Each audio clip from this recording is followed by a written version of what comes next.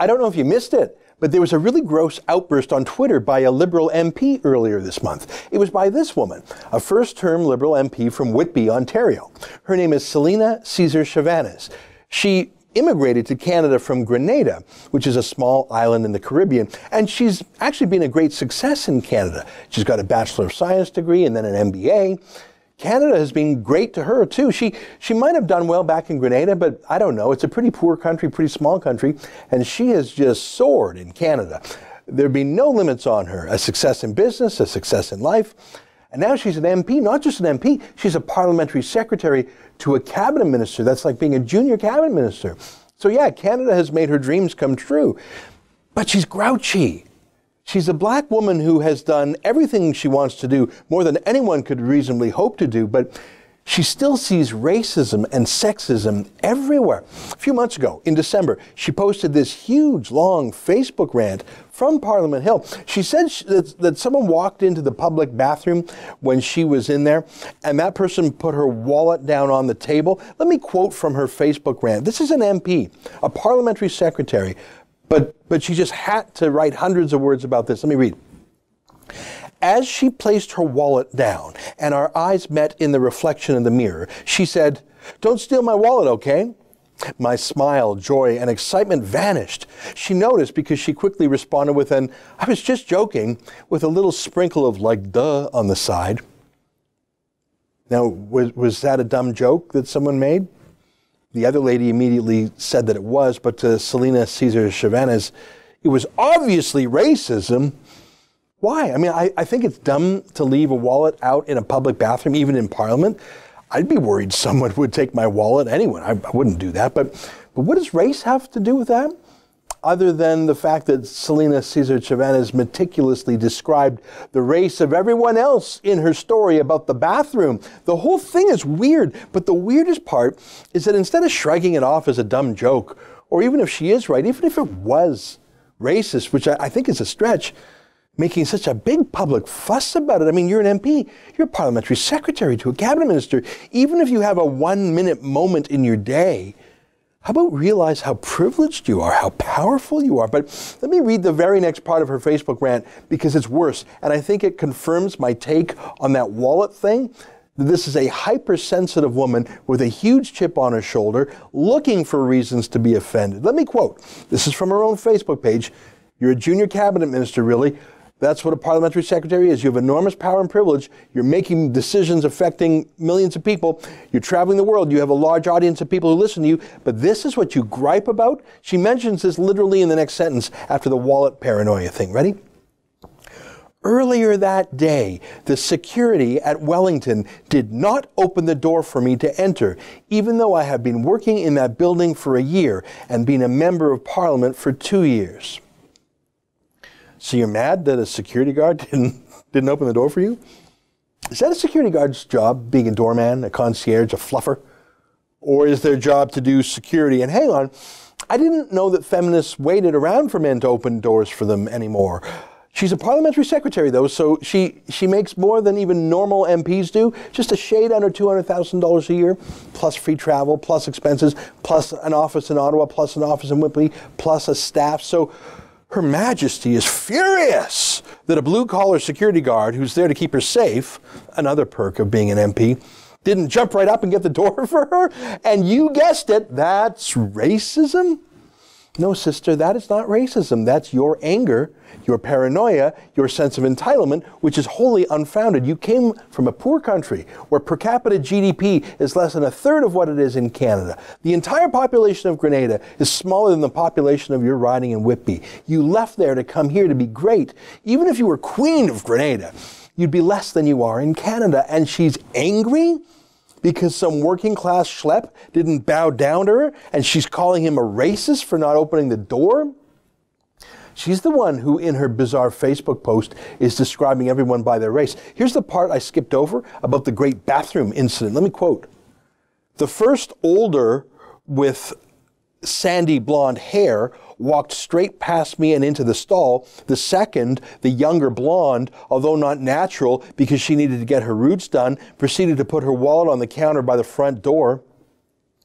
Yeah, sister, besides being catty and gossipy and judgmental of your fellow parliamentary women, I think you're running a little hot on race, don't you think? She literally used the phrase microaggressions twice in her rant. It's not a joke. I think she meant it. Again, if all you're dealing with in your life is microscopic problems, maybe it's time to count your blessings and realize you don't have any big problems.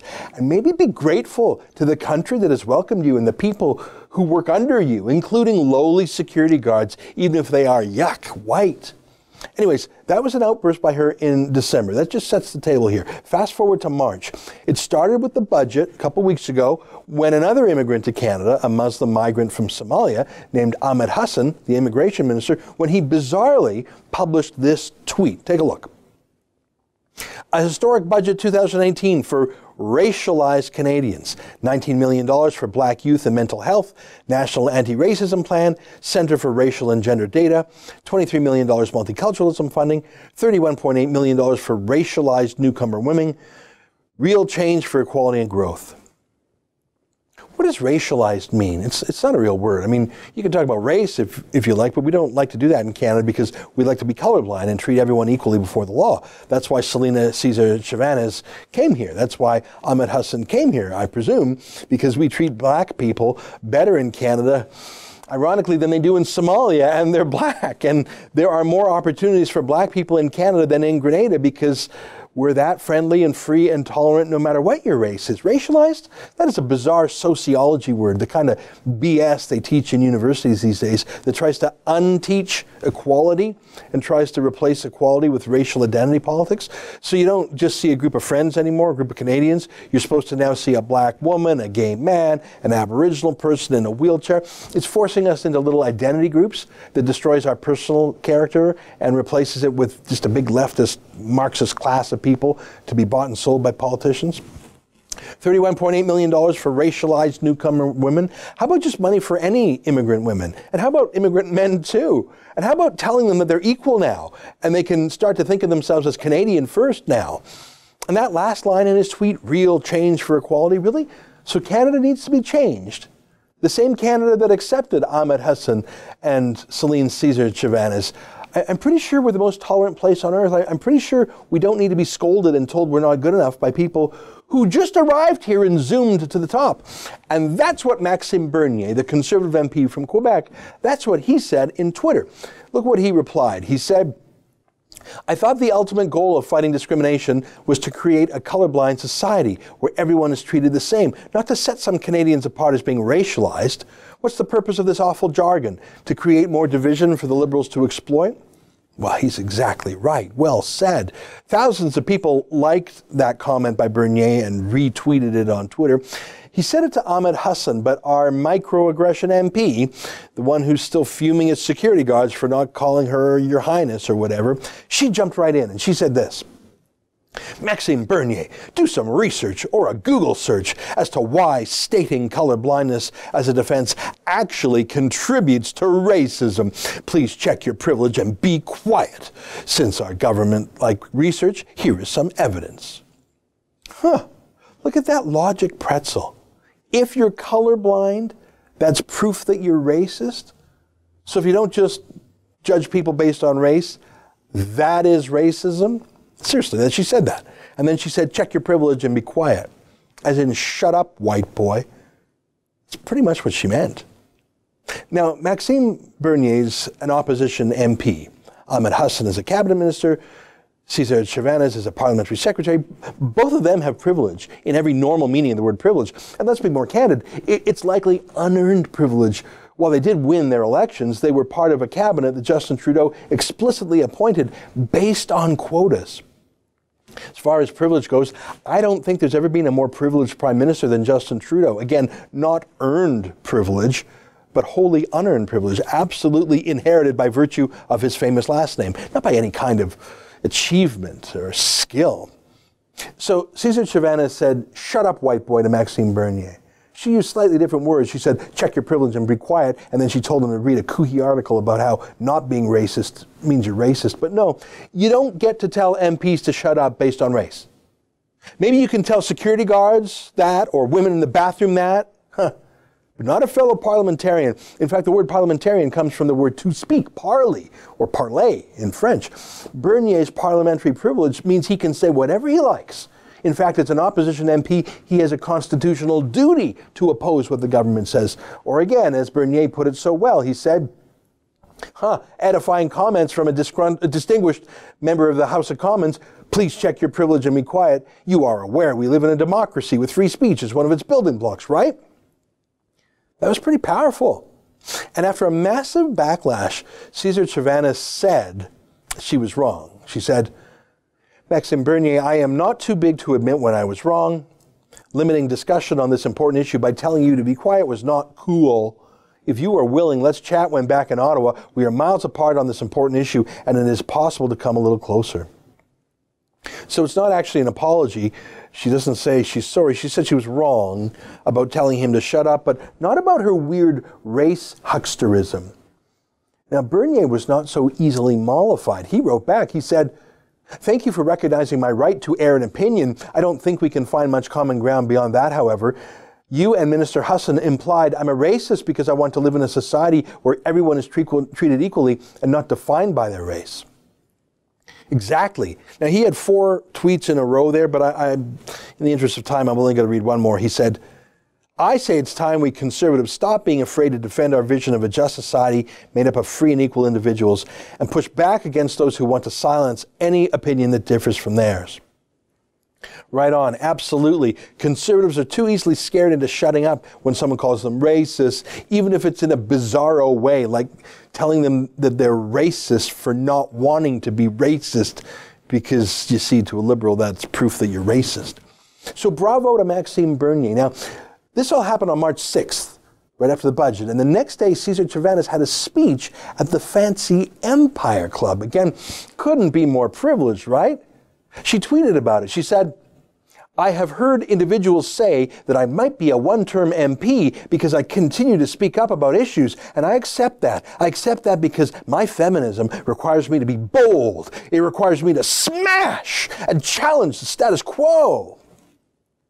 Hang on. You came from a poor, tiny country to our wonderful country. You've been given wealth and power and privilege beyond your wildest dreams, regardless of your race and sex. And actually, to be honest, probably a little bit because of your race and sex in the affirmative action world of Justin Trudeau.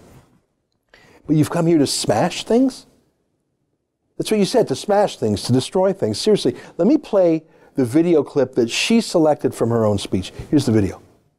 Over the past few days, it has been particularly challenging for myself in the role that I have. I have heard individuals say that I might be a one-term MP because I continue to speak up about issues. And I accept that. I accept that because my feminism requires me to be bold. It requires me to have uncomfortable conversations and to speak my truth. It requires me to smash and challenge the status quo. But my feminism isn't for everybody. Not everyone likes black coffee, no sugar, no cream. So I implore you to be bold in your definition of your feminism.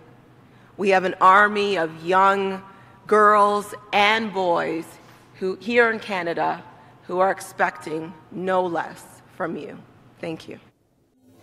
More of that BS sociology language, uncomfortable conversations, and speak my truth. She can't take a bad joke in a bathroom. She can't handle a security guard not jumping up to open the door for her. She whines about microaggressions. She tells other MPs to shut up. Pretty sure she can't handle uncomfortable conversations. But what about that one line she said? Black coffee, no sugar, no cream. Black coffee, no sugar, no cream. What does that mean? Is that a race thing? It sounds like a race thing. She's talking about race and gender. That's how she defines herself, remember? Not as a Canadian, not even as a liberal, but as a racialized, feminized, whatever. I mean, what normal person goes around talking like that? What normal person wants to engage with someone who does talk like that? But black coffee, no sugar, no cream? I think that's a race thing. Imagine if a white man said that about her or about himself. She'd have a meltdown. So why did she say it about herself? Well, because those words have a specific meaning. It's a specific reference. She didn't just make up that line herself.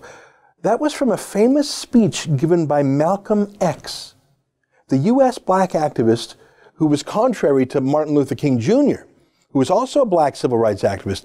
Martin Luther King Jr. believed in peaceful protest, like Gandhi.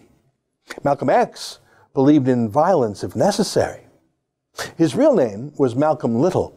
He changed it to Malcolm X. He said it meant ex-smoker, ex-drinker, ex-Christian, ex-slave. Sometimes he also included ex-thief in that description. He was a convicted criminal, but mainly he was a black racist. He wanted black rights, but he wanted racial segregation. He wanted radicalization too. He didn't want blacks to integrate. He was the mirror image of the KKK in some ways. He wanted a form of apartheid, believe it or not.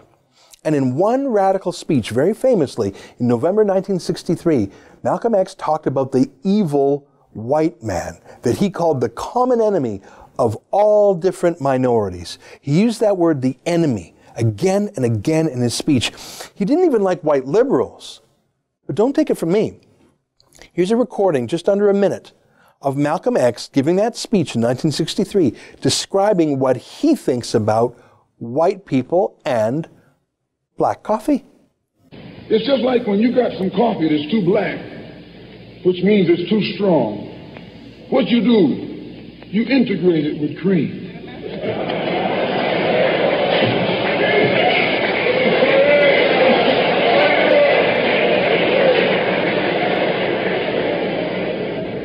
You make it weak. If you pour too much cream in, you won't even know you ever had coffee. It used to be hot, it becomes cool. It used to be strong, it becomes weak. It used to wake you up, now it'll put you to sleep.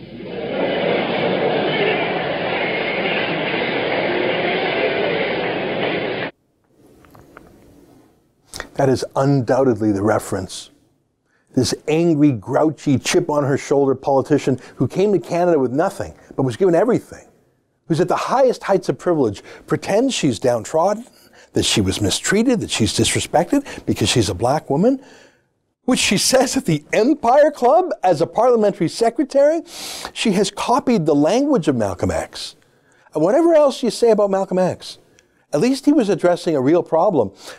Not 100 years earlier, there were actually slaves in America. Until the 1960s civil rights movement, there were still racist laws in place called Jim Crow laws that kept the races separate, and blacks were legally and culturally disadvantaged. That was America in the 1960s. I'm glad Martin Luther King was there to show the Christian way, not the angry Nation of Islam way proposed by Malcolm X. But what's Caesar-Chavannes' excuse? She was never a slave. She came from an independent country called Grenada. It's independent. It was independent before she was even born. It's more than 80% black. She has never felt a moment's racial prejudice or discrimination in her whole life. And she came to Canada, and it got even better. But she's quoting Malcolm X and his smear against white people, saying white people ruin you, his call for racial separatism. If she wanted that, why did she come to Canada? And why does she not see what a fool she is to be using the language of the underdog, the desperate, poor, afflicted underdog, when she is the most privileged person in any room she enters, other than one with Trudeau himself in it? But most of all, worst of all, what a racist bigot she is. What a racist she is, quoting another racist who says white people are like milk and coffee. They ruin it. They dilute it. They are the enemy of black people. She's a race huckster, but it's all fake. She's never had a bad day in her life, except the horrors of the microaggressions of that one day in the parliamentary bathroom. I nominate Celina Caesar-Chavannes as the most racist MP in Canada's parliament. She is a disgrace, and every Canadian needs to know it. That's an excerpt from my daily TV show, The Ezra Levant Show. Normally it's behind a paywall, but I thought you'd like this video, so we put it on YouTube. If you want to subscribe to watch the daily show every day, including always 2 interviews a day, and I read my hate mail, just click on this screen and become a premium member.